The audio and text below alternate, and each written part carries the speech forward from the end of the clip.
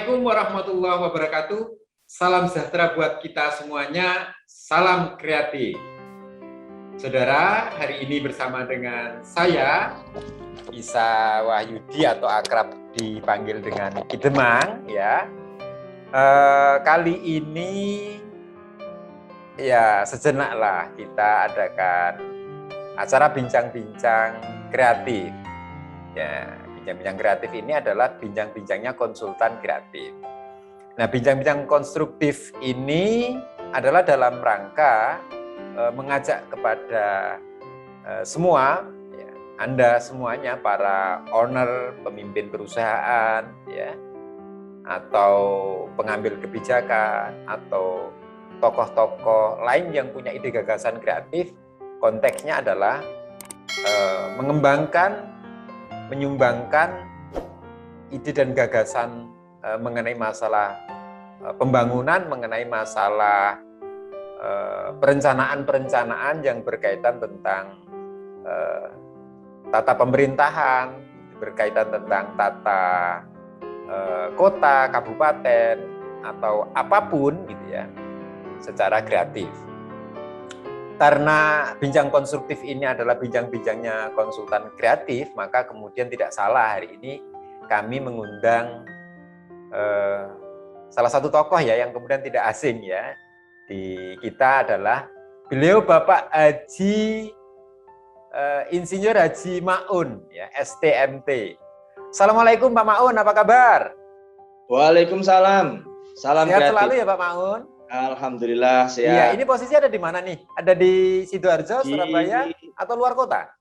Di rumah saja, di Sidoarjo. Oh, di rumah saja, WFH ini nampaknya. Ya, betul. Jadi mengikuti anjuran pemerintah bahwa kemudian banyak juga sih para konsultan itu masih yang WFH. Tetapi tetap semangat ya Pak Maun, kita tetap semangat kreatif untuk mengembangkan ide gagasannya.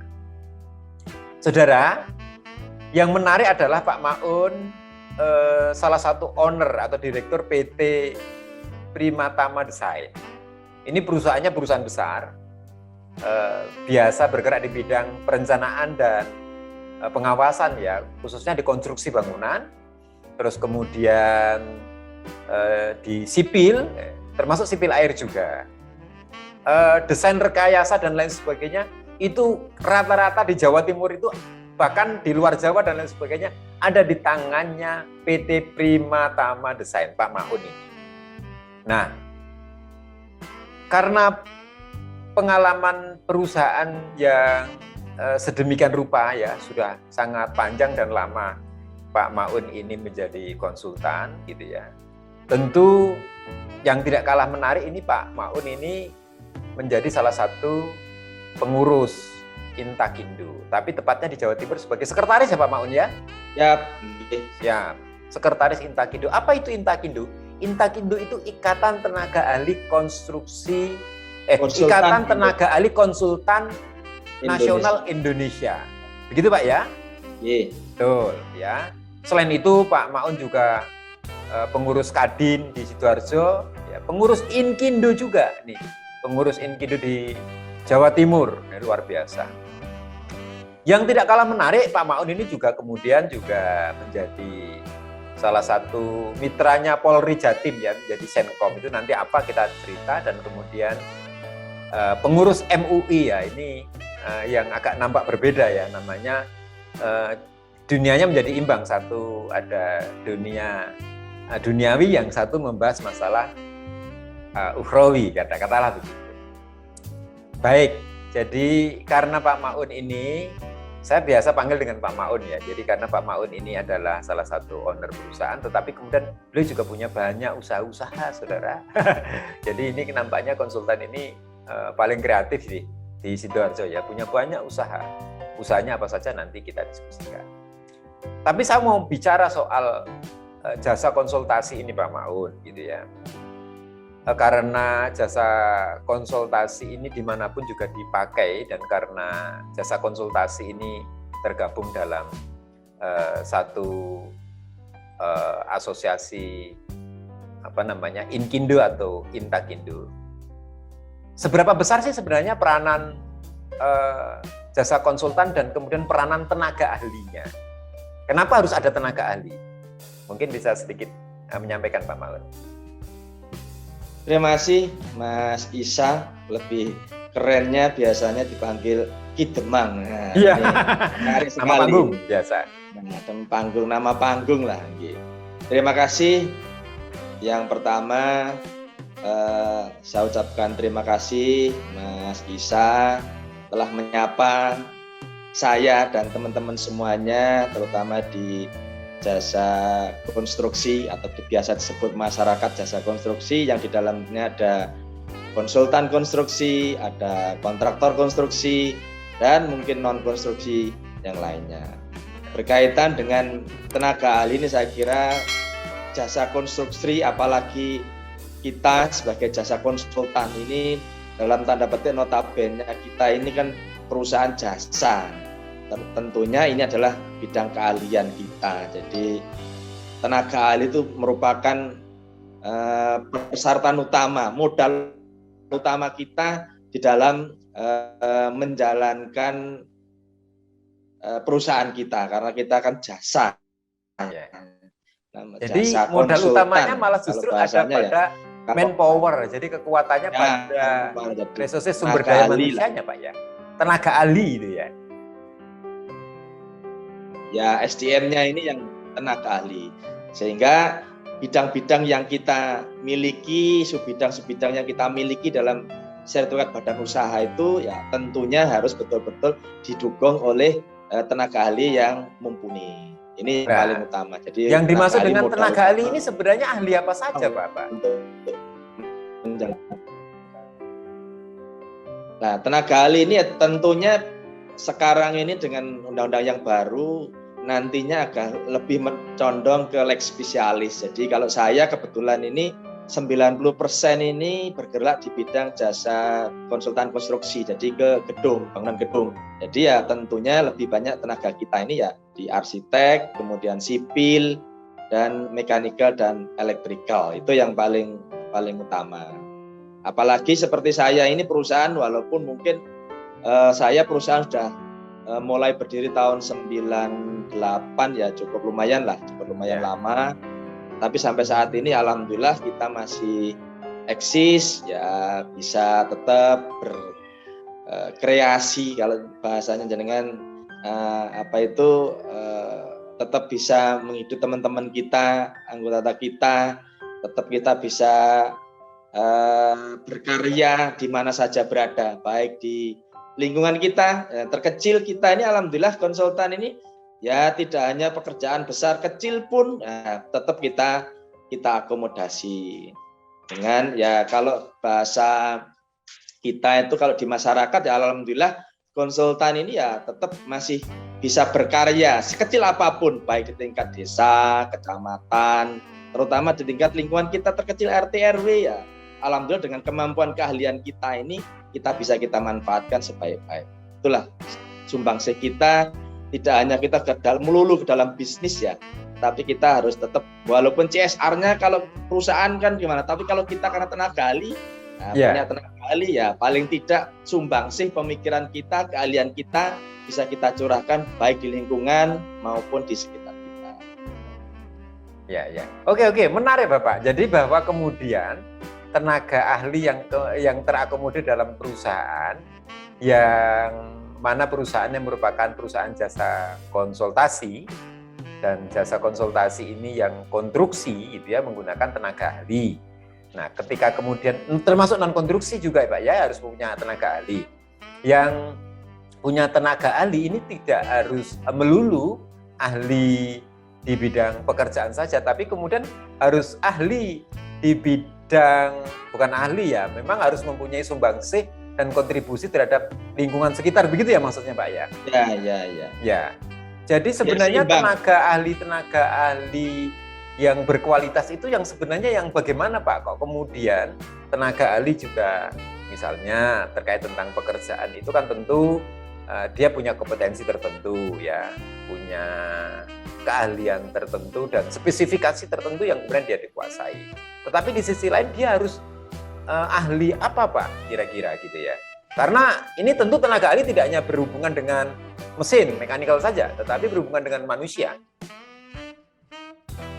Ya, tentunya kita semua di semua lini, baik tenaga ahli, perusahaan, kita ini tetap tidak bisa seperti mesin lah. Kita tetap harus, bahasanya ya tetap tengok kanan, tengok kiri. Nah, kita tetap betul-betul di dalam menjalankan disiplin ilmu kita ini ya betul-betul bisa bermanfaat, terutama bagi diri kita, keluarga, dan lingkungan. Nah, ini yang paling penting, itu bagian dari amal soleh kita.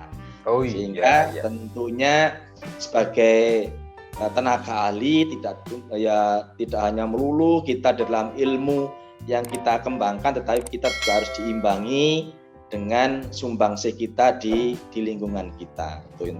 Kemudian berkaitan dengan tenaga ahli itu ya tentunya sekarang ini ya kita lebih banyak ke leg spesialis. Jadi ya nanti ke depan itu ya konstruksi, misalnya saya di sipil ya tidak lepas bergerak di bidang sipil.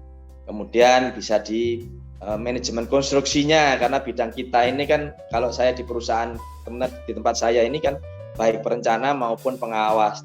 Jadi ya tentunya kalau kita sebagai saya ini sebagai pimpinan perusahaan, tentunya ya SDM kaitan tenaga ahli memang kita tetap harus kita tingkatkan ya. Sebenarnya SDM. Seberapa banyak sih Pak tenaga ahli yang terakomodasi melalui Intakindo ini Pak? Jumlahnya itu ada berapa? Ahli apa saja Pak sebenarnya Pak? Alhamdulillah kita ini di Intakindo lebih ke ASMED, jadi arsitek sipil, mekanikal, dan elektrikal. Ini yang terbanyak. Jadi di Jawa Timur alhamdulillah kita ini sudah hampir 1.400 anggota kita yang tergabung di Intakindo Jawa Timur.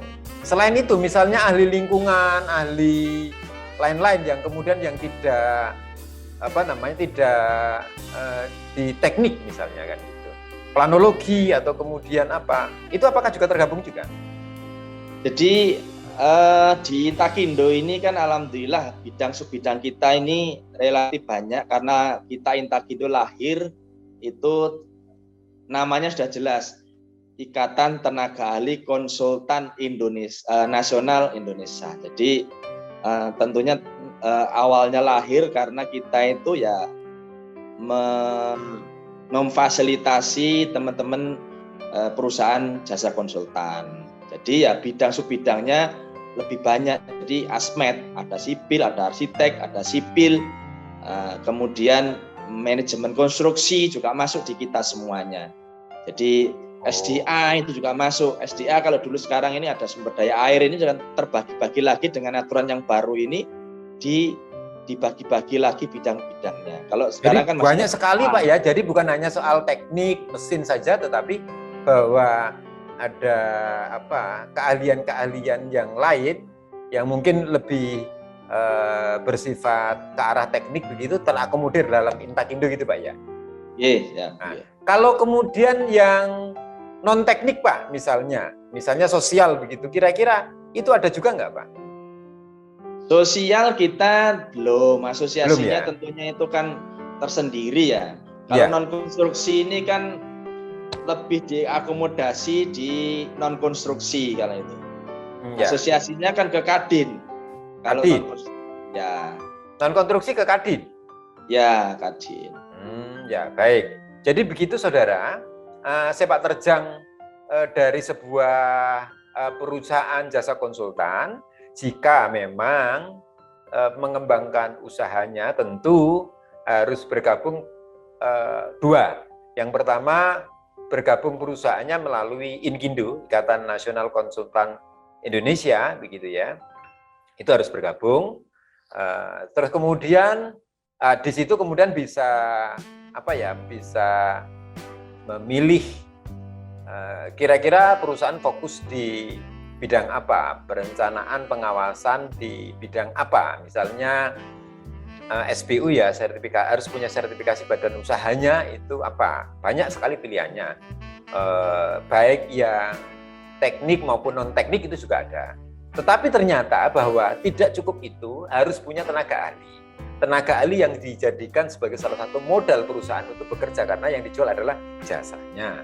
Contoh, ketika kemudian dapat pekerjaan soal desain gambar yang dibutuhkan tentu adalah arsitek.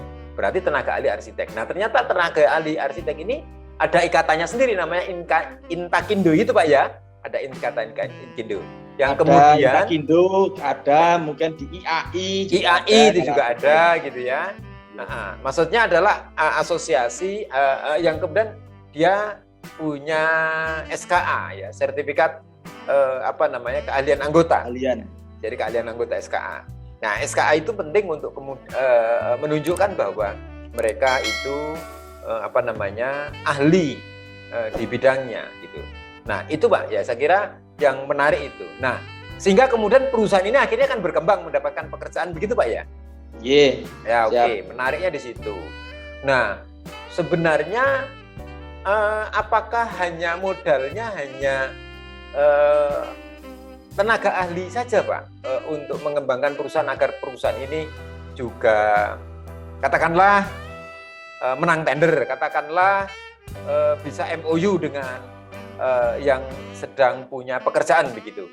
Itu kira-kira apa Pak? Jadi kalau kita namanya berusaha, bisnis ini kan tentunya banyak hal, elemen yang harus kita kuasai, apalagi sebagai pimpinan perusahaan. Tentunya kalau kita ini sebagai pimpinan perusahaan lebih banyak ke leadership ya. Leadership. Sehingga ya tentunya karena kita bergerak di bidang jasa, ini tentu pasti perusahaan kita ini kan tidak hanya di level di pekerjaan-pekerjaan negara ya, misalnya pegawai negeri, pekerjaan-pekerjaan tapi di bidang-bidang pekerjaan di swasta itu juga banyak sekali. Jadi alhamdulillah ya, saya sudah merasakan di swasta, BUMN, BUMD juga sudah pernah kita dipercaya untuk melaksanakan perencanaan-perencanaan itu. Tentunya kalau di swasta, BUMN, BUMD itu lebih kepada kepercayaan. Jadi kepercayaan karena jasa ini kan lebih ke kepercayaan ya. Menarik ya. Yang penting adalah punya nilai trust itu yang menjadikan kita tumbuh dan berkembang. Ya, tumbuh berkembang lah. Untuk tumbuh berkembang ini tentunya modal kita ya di mana saja kita usaha, membangun usaha bisnis apapun. Saya kira 3 hal itu tidak bisa dilepas. Yang pertama kita harus punya kemauan kuat. Ya. Kita harus punya niat baik bahwa usaha kita itu betul-betul bisa berkembang dengan ya tentunya dengan kemampuan kita. Yang kedua kemampuan itu skill. Ya tadi sudah berhubungan dengan SDM. Ya kemampuan diri kita.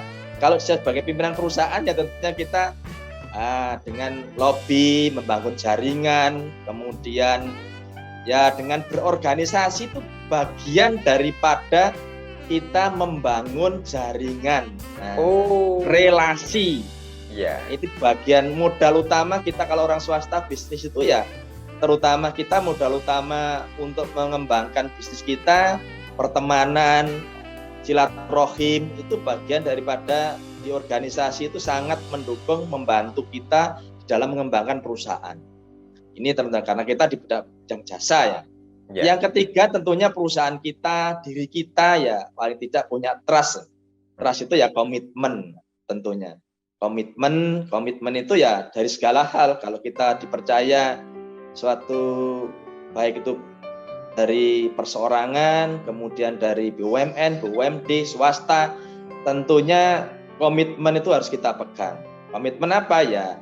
Waktu, kemudian pengendalian apa saja lah. Itu yang bagian daripada komitmen kita sehingga tidak mengecewakan daripada owner. Itu faktor utama, terutama di swasta. Swasta, BUMN, BUMD biasanya itu sangat-sangat menghargai daripada komitmen kita di dalam menerima kepercayaan sebagai terutama kita konsultan perencanaan. Jadi rumusnya 3 Pak ya, kalau kemudian mau mengembangkan sebuah perusahaan gitu ya. Jadi K3. Jadi karena Pak Maun ini juga sebenarnya ahli di bidang K3 gitu ya, ahli desain building dan kemudian ahli di bidang K3. Ternyata rumusnya juga K3. Yang pertama adalah dia mempunyai kemampuan. Karena kemampuan itu menumbuhkan spirit ya. spirit untuk maju, berkembang gitu, spirit untuk bisa bisa membangun ya, bisa membangun usahanya bagaimana, karena ada kemauan. Tentu ada daya dukung yang lain, tentu ada modal itu ya macam-macam, ada modal uang atau modal sumber daya manusia dan lain sebagainya. Yang kedua adalah kemampuan itu nyangkut soal skill. Jadi skill itu ternyata bukan soal tenaga ahli saja yang dia skill di bidang konstruksi, skill di bidang sipil, skill di bidang perencanaan planologi, tidak. Ternyata skill di bidang lobby, skill di bidang organisasi gitu kan, karena harus kemudian berorganisasi kan gitu. Skill-skill ini yang kemudian harus ditumbuhkan begitu Pak ya. Yang ketiga adalah komitmen itu nyangkut soal kepercayaan. Oke. Karena kita komit ya, karena pekerjaan jasa konsultasi itu ada pihak ketiga ya yang kemudian menggunakan jasa kita, maka komitmen itu menjadi penting sehingga kemudian mereka percaya gitu ya, percaya terhadap pekerjaan kita, terhadap kemampuan manajerial, kemampuan administrasi, termasuk kemampuan dalam menjalankan pekerjaan. Dan kemudian outputnya adalah ya memang output pekerjaan itu sendiri. Begitu Pak ya kira-kira 3K tadi ya. Nah, betul. Luar biasa. Nah sekarang gini Pak Maun, dari 3 hal ini Pak Maun, yang Pak Maun sudah katakanlah makan asam garam gitu ya, gitu asam garam, terus kemudian sudah banyak sekali pengalaman ini. Kira-kira Pak Maun, seberapa penting sih kemudian orang yang punya perusahaan ini kemudian yang menarik ini harus terlibat di dalam organisasi. Seberapa penting ini Pak Maun? Apa sih fungsinya organisasi sehingga kemudian perusahaan ini harus berorganisasi gitu loh, terlibat berorganisasi. Toh kemudian kalau sudah menjadi anggota saja kan cukup, nah gitu. Kenapa kemudian kita harus terlibat? Itu apa? Manfaatnya apa? Kok malah ngeribet-ngeribeti Pak? Kan enak cari pekerjaan, kerjakan proyek, selesai. Ayo. Oke, terima kasih Mas. Jadi organisasi itu bagian daripada pengembangan usaha, dikatakan itu juga bisa. Karena yang pertama dengan kita berorganisasi, satu, kita otomatis membangun silaturahim dengan teman-teman pengurus yang lain. Yang tadinya tidak kenal, tidak dekat, sekarang karena satu kesatuan, satu organisasi, satu wadah, sehingga kita ini menjadi sedulur. Nah, kalau bahasa Jawa jadi sedulur, sehingga bisa silaturahim kita bangun. Itu bagian dari organisasi. Yang kedua, otomatis dengan kita berorganisasi, jaringan kita jadi tambah. Nah, dengan di organisasi berbagai macam disiplin ilmu, bisa diskusi, bisa tukar pikiran, bisa saling membantu, bisa sharing, mungkin kelebihan teman-teman yang lain apa, nah bisa kita satukan sehingga visi kita bisa kita samakan, sehingga bisa selain pengembangan organisasi kita bersama-sama, kita bangun bersama-sama, itu bagian dari membentuk komitmen kita juga. Komitmen apa? Ya kita belajar bisa menghargai pendapat orang lain. Itu yang paling penting di dalam organisasi. Jadi organisasi itu bisa berkembang manakala kita itu saling menghargai, saling menghormati, saling membantu, saling mengisi kekurangan-kekurangan. Barangkali kita punya kekurangan, diisi teman yang lain. Orang lain punya kelebihan, bisa disampaikan kepada kita yang punya kekurangan. Jadi itu yang kedua. Dan yang ketiga, kita yang tadi sudah saya singgung, dengan kita berorganisasi, kita secara tidak langsung kita ini ya dengan bendera organisasi, komunikasi dengan pihak lain, pihak ketiga, baik itu stakeholder di pemerintahan, lingkungan swasta, sesama bisnis di luar, mungkin kalau kita di jasa konstruksi, mungkin dengan teman-teman vendor, itu berorganisasi kita jadi kenal, sehingga wawasan kita semakin luas. Itu yang paling utama dengan berorganisasi. Kita mempunyai cara pandang, pendidikan kita ini semakin luas. Itu yang paling utama. Dan yang paling penting, kita berorganisasi ya tadi membentuk diri kita ini betul-betul bisa menghargai orang lain. Manakala ada kekurangan kita bisa diisi dengan teman-teman kita yang lain. Orang lain atau teman-teman kita punya kekurangan, kita punya kelebihan bisa kita ngisi, sehingga saling berbagi, otomatis dengan silaturahim ini terbangun. Jelas di agama kita kalau kita silaturahim ya tentunya satu memanjangkan umur karena seneng. Ya. Dengan teman banyak seneng. Kedua, seperti ini kan silaturahmi, Pak. Ya. Kedua, kita pastilah otomatis rezeki kita akan didekatkan. Dengan bersilaturahim kita ini. Tentunya itu bagian daripada silaturahim, sehingga kita ini rezeki kita ya didekatkan, umur kita dipanjangkan, rezeki kita didekatkan. Ya itu tadi. Nah, itulah bagian dari organisasi. Yang paling utama kalau saya, prinsip dasar berorganisasi adalah membangun silaturahim dengan teman-teman yang lain. Baik, jadi manfaat organisasi nampaknya ada 3. 1, silaturahmi, ya tadi yang kenal menjadi kenal itu ya. Istilah tak kenal maka tak sayang, maka kemudian saling menyayangi, saling mengasihi di dalam sebuah organisasi karena dalam satu wadah punya tujuan visi misi yang sama. Terus kemudian yang kedua, tentu itu membangun persaudaraan ya, persaudaraan, persahabatan. Ya tentu dengan ragam macam manfaat dan faedahnya tadi itu. Yang kedua adalah jaringan. Ternyata organisasi itu menambah jaringan dalam konteks pekerjaan, relasi ya, dan lain sebagainya. Jaringan ini bisa artinya sangat luas. Kita tidak perlu mengupas. Yang ketiga ternyata checks and balance, artinya saling saling belajar dan saling melengkapi ya, saling belajar dan saling melengkapi terhadap kekurangan masing-masing karena memang itu tidak sempurna. Dan tampaknya di organisasi itu menyediakan itu ya. Itu kalau kemudian organisasinya adalah organisasi yang berkaitan tentang profesi, Pak, gitu loh.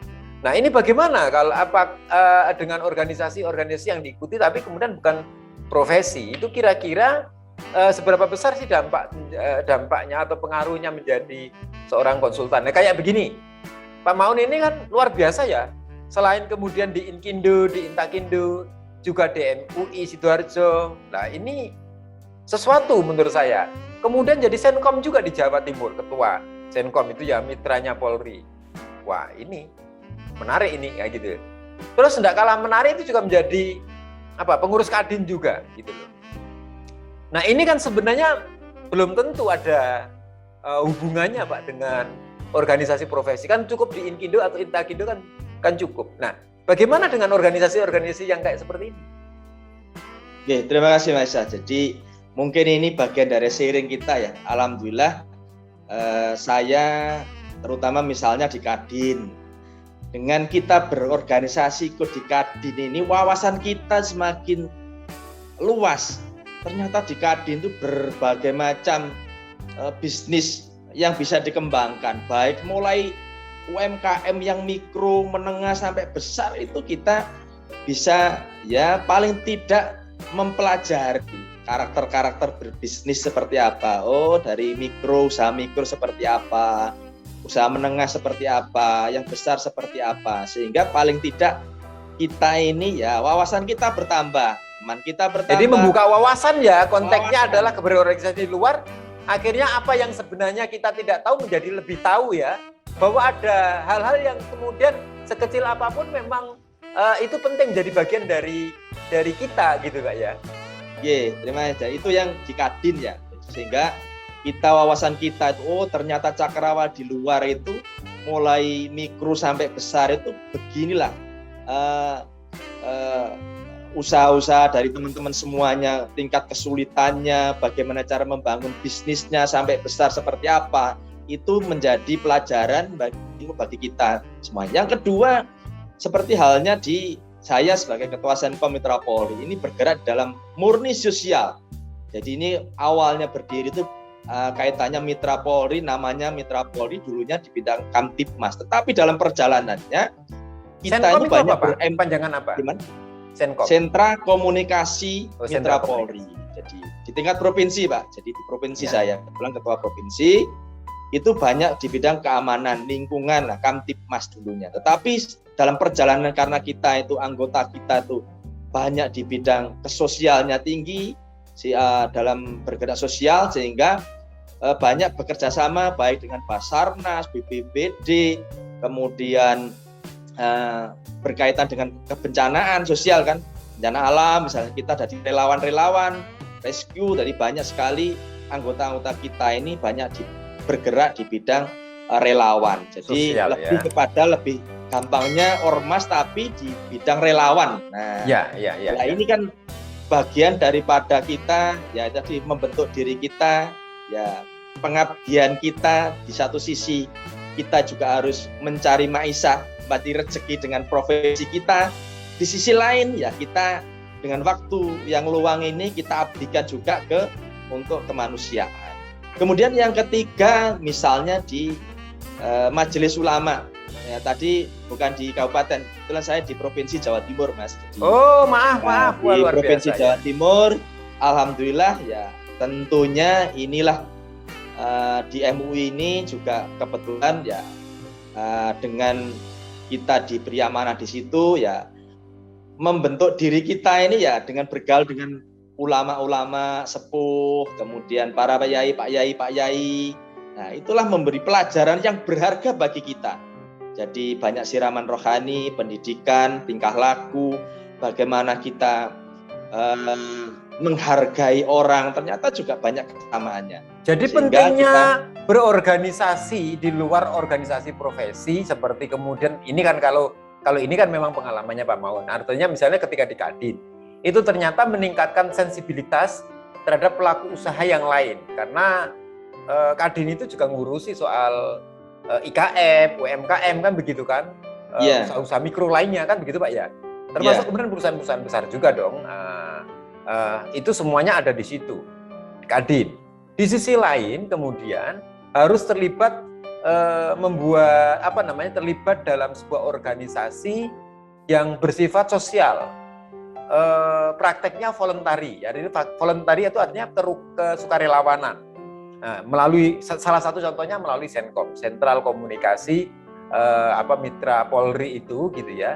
Ternyata kemudian akhirnya mengenal banyak macam-macam organisasi yang terlibat di situ karena banyak juga organisasi yang punya misi sosial yang akhirnya bergabung. Maka kemudian komunikasi terbangun, jaringan terbangun dan akhirnya menjadi relasi juga gitu kan Pak ya.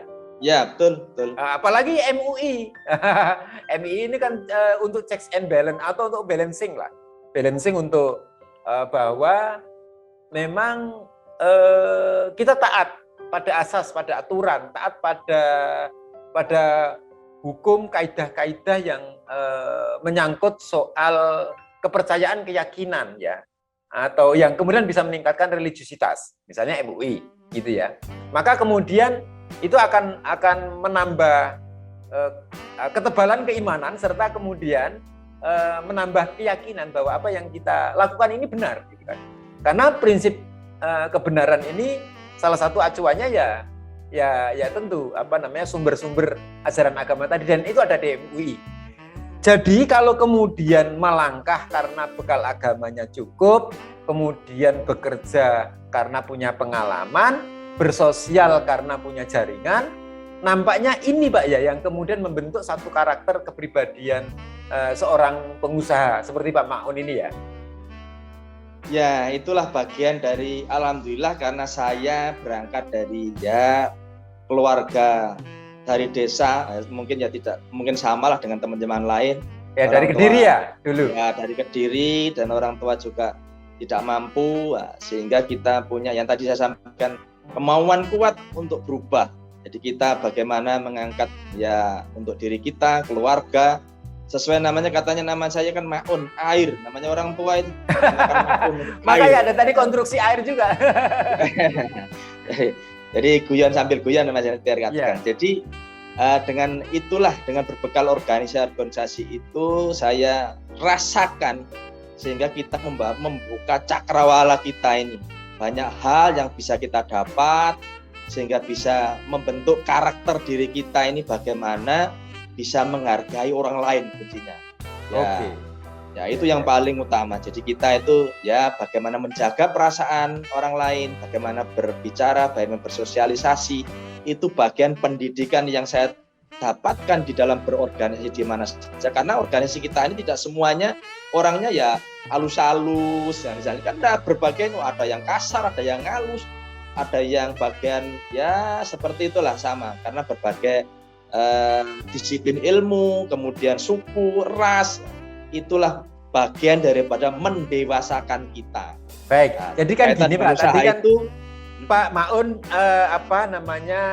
bicara soal bagaimana kemudian menjadi pengusaha, utamanya adalah usaha di bidang jasa konsultasi gitu ya, jasa konsultasi baik konstruksi maupun non konstruksi. Ternyata kemudian harus aktif berorganisasi dan kemudian bisa mengambil manfaat di dalam sebuah organisasi. Dan organisasinya bukan hanya profesi, tetapi kadang ada organisasi yang non profesi, sosial juga kemudian harus dikembangkan dan lain sebagainya. Itu akan semakin menambah atau memperteguh dari usaha-usahanya. Kira-kira Pak Maun, kalau kemudian sudah jalan seperti ini, relasi banyak. Tentu kan kemudian pengusahanya menjadi berkembang.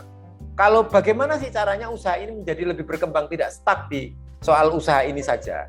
Kira-kira bisa mengembangkan yang bagaimana? Mungkin enggak dengan keterlibatan kita berorganisasi itu dijadikan sebagai alat untuk mengembangkan usaha kita?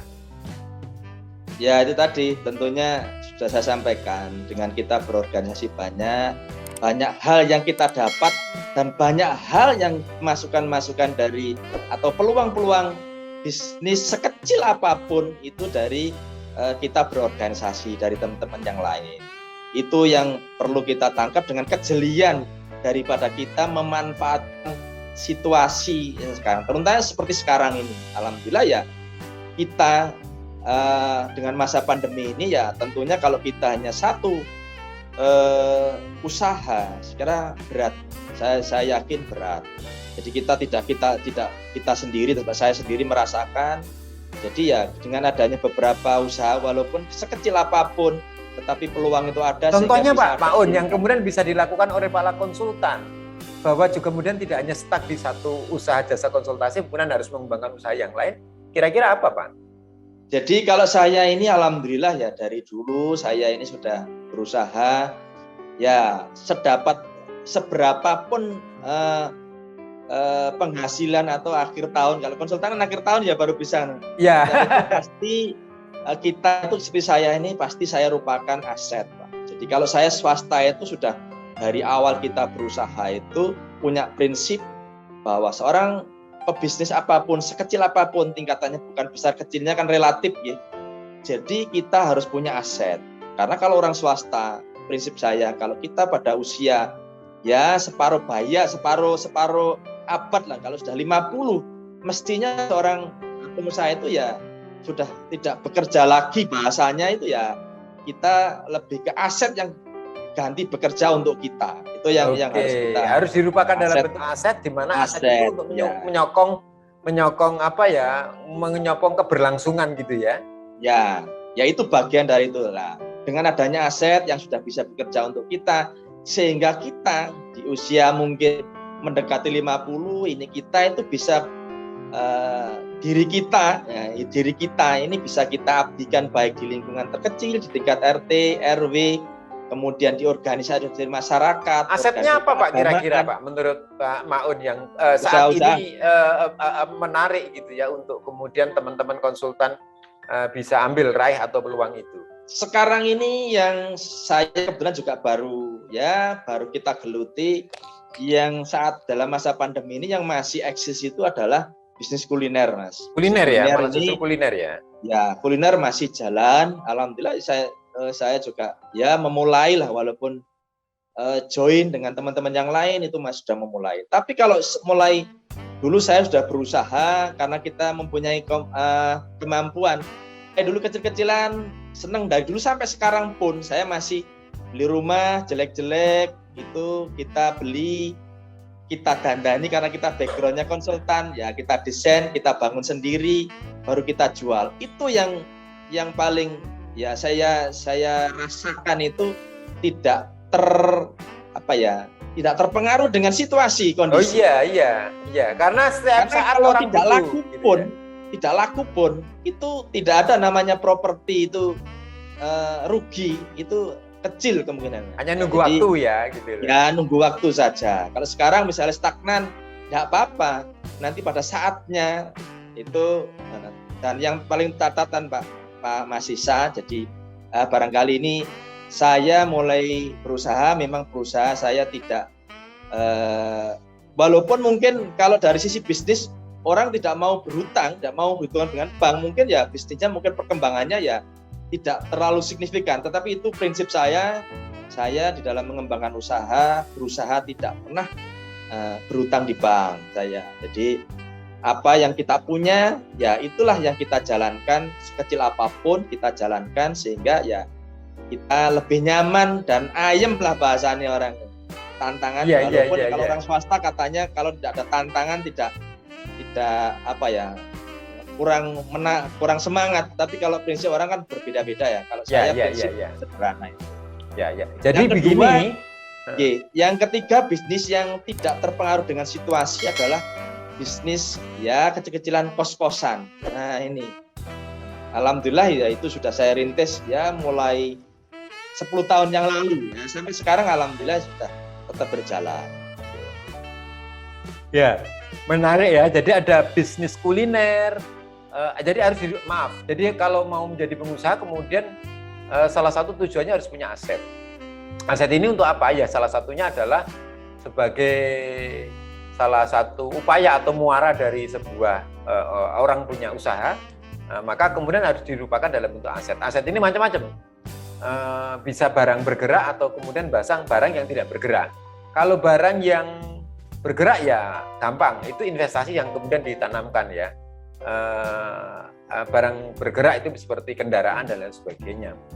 Nah, ada juga aset yang tidak bergerak ya, mungkin bikin kos-kosan atau rumah atau sebanyak-banyaknya. Jadi maksudnya adalah misalnya bisa digunakan untuk keperluan properti ya gitu. Atau kemudian usaha yang lainnya di antara dua hal itu mungkin dalam bentuk misalnya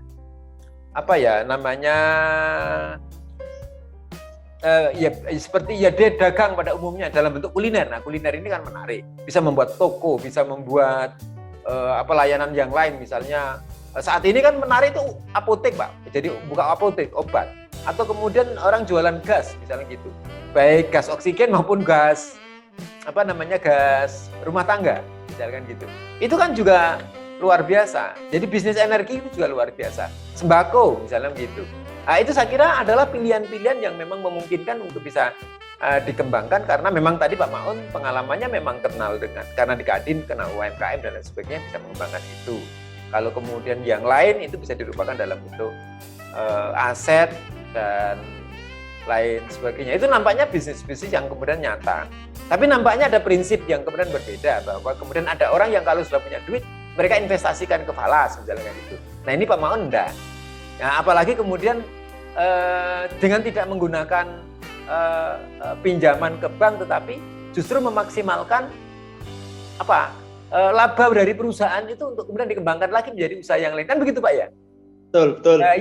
Ini yang menarik memang, karena memang itu pilihan. Jadi pilihan-pilihan yang sangat mungkin untuk dilakukan oleh para konsultan semuanya, apalagi di tengah pandemi seperti ini.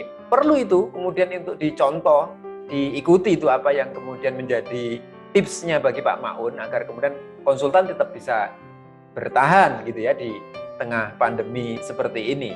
Tidak ada salahnya mencoba dari hal yang kecil gitu ya, begitu. Ada loh Pak konsultan itu juga kemudian jalankan Grab. Ada juga itu, jangan dikira gitu ya. Ada juga kemudian konsultan juga akhirnya meredesain kantornya menjadi kafe misalnya begitu. Itu kan menarik gitu ya. Jadi karena kantornya besar, terus kemudian banyak WFH, tapi kemudian dirubah settingannya menjadi kafe yang mungkin pakai protokol kesehatan.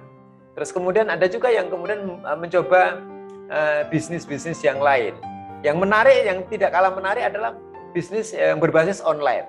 Nah, itu kan gitu ya. Dia melakukan digitalisasi terhadap semua usaha dan lain sebagainya yang kemudian bisa dikembangkan.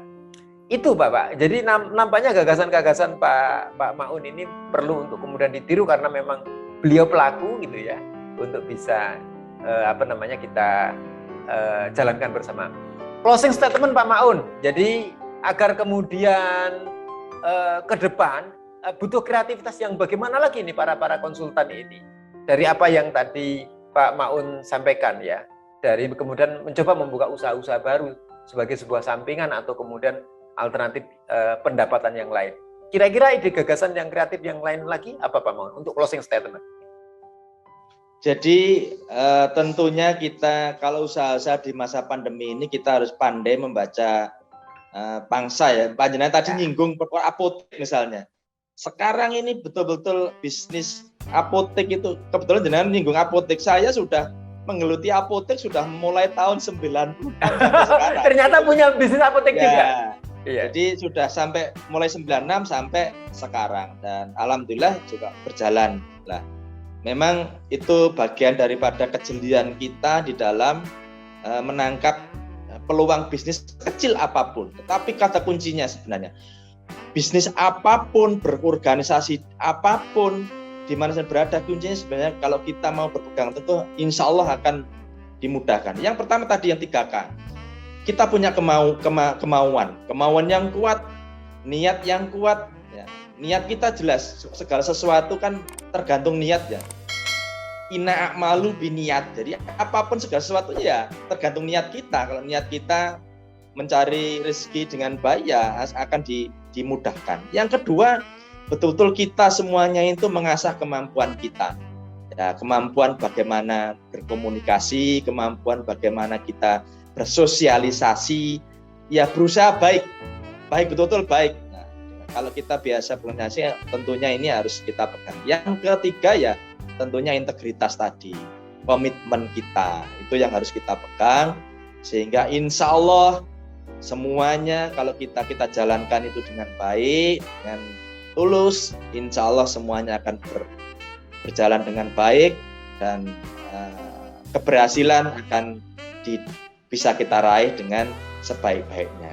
Tentunya itu semuanya ya tadi sudah sampaikan ya, paling tidak kita semuanya tetap bisa katanya menyumbangkan itu kan tidak berupa harta saja. Karena kalau bahasanya katanya Pak Yai, jahidu fi sabilillah itu bi amwalikum wa anfusikum. Jadi membela agama kita itu ya dengan tenaga dan biaya itu apa ya, anfus itu ya dengan harta kita, sehingga ya harus berusaha tetap berkreasi walaupun usia kita seberapapun harus bisa tetap semangat untuk berkarya, betul-betul bisa kita abdikan baik itu kepada keluarga, kepada bangsa dan tentunya paling utama kepada agama kita, betul-betul bisa dimanfaatkan sehingga hidup kita betul-betul bermanfaat baik itu di lingkungan terkecil, keluarga, lingkungan maupun pada agama kita. Itulah Mas Isa, mudah-mudahan sedikit yang bisa saya sampaikan. Diskusi ringan ini tidak ada unsur riya, murni kita ini diskusi ringan, memberi semangat, motivasi bagi teman-teman yang lain bahwa tidak hanya stuck di soal usaha jasa konsultasi di tengah pandemi ini, coba kemudian beralih kepada yang lain adalah untuk dalam kerangka membackup keberlangsungan, kan begitu Pak ya? Jadi kita tidak ada niatan untuk melecehkan profesi kita, melecehkan organisasi perusahaan kita, enggak. Itulah bagian daripada kita untuk ya mengembangkan daripada kreatif kita, karena tuntut sekarang ini harus kreatif katanya Mas Isa, kreatif, inovatif. Nah, itulah mudah-mudahan apa yang sudah kita sampaikan pada saat ini. Tadi saya merevisi sedikit Pak Mas Isa, perusahaan saya ini bukan perusahaan besar Pak Isa, mulai berdiri sampai sekarang masih golongan kualifikasi kecil. Alhamdulillah tetap bisa berjalan sampai sekarang walaupun masa pandemi ya. Tentunya tetap yang penting dalam masa pandemi ini kita menyelamatkan perusahaan kita. Iya. Kecil tapi ada di mana-mana, menguasai jaringannya di Jawa Timur, di Kalimantan, Sumatera dan lain sebagainya. Ya, nggak apa-apa Pak. Tetap mengakomodasi saudara-saudara kita, karyawan-karyawan kita itu bagian daripada keluarga kita yang terus harus kita kita ramut lah bahasa kalau Betul. bahasa Jawa itu kita ramut, kita raih karena itulah bagian daripada penunjang daripada usaha kita. Betul, ya. Nggih. Baik, terima kasih Pak Maun. Nggih, kurang lebihnya mohon maaf sekali lagi para Sama-sama. teman, mohon maaf lahir batin. Ya, sama-sama. Mudah-mudahan kita semuanya diparingi Sehat selalu. waras, tetap semangat. Baik. Dan Assalamualaikum warahmatullahi wabarakatuh. Waalaikumsalam warahmatullahi wabarakatuh. Terima kasih. Demikian saudara bincang-bincang kami dengan Bapak Insinyur Haji Maun, ya. Bincang konstruktif, bincang-bincangnya konsultan kreatif. Mudah-mudahan bermanfaat. Jadi tips-tips yang disampaikan tadi membangun inspirasi buat kita bersama. Ikuti selanjutnya di bincang-bincang konstruktif, bincang-bincangnya konsultan kreatif di bagian yang lain bersama dengan konsultan dan ahli lainnya. Terima kasih dari saya. Salam sehat selalu. Assalamualaikum warahmatullahi wabarakatuh. Waalaikumsalam warahmatullahi wabarakatuh.